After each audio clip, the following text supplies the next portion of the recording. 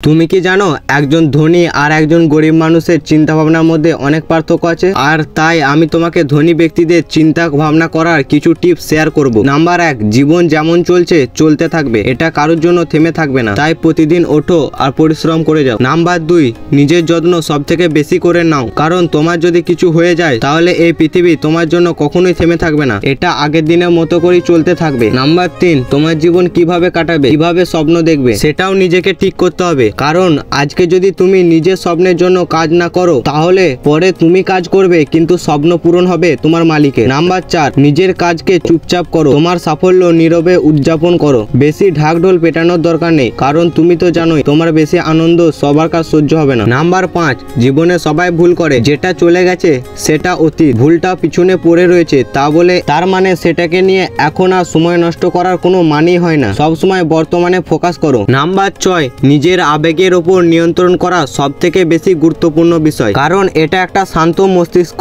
যে কোনো বড় সমস্যাকেও সামলাতে পারে, কিন্তু সেটি যদি আমাদের ইমোশনের বিপরীতে চলে যায় তাহলে সেখানে আর কিছুই সামলানো যায় না। নাম্বার 7, কলিযুগে এমন একটি জিনিস খুবই দুর্লভ, সেটি হলো যারা জ্ঞানী, যাদের থেকে শেখা যায় তাদের কাছ থেকে উপদেশ নেওয়া উচিত, তাদের কাছ থেকে কিছু শিখতে থাকো, তাদের সঙ্গে মিলেমিশে কাজ করো, কিন্তু তাদের ওই সফলতা দেখে কখনোই জ্বলবে না, কারণ তুমি যদি তাদের সাফল্য দেখে হিংসা করতে থাকো বা জ্বলতে থাকো তাহলে তুমি কিছুই পাবে না। আর হ্যাঁ, এরকমই লাইফ চেঞ্জ করে দেওয়ার মতো ভিডিও পেতে চ্যানেলটি সাবস্ক্রাইব করে নাও।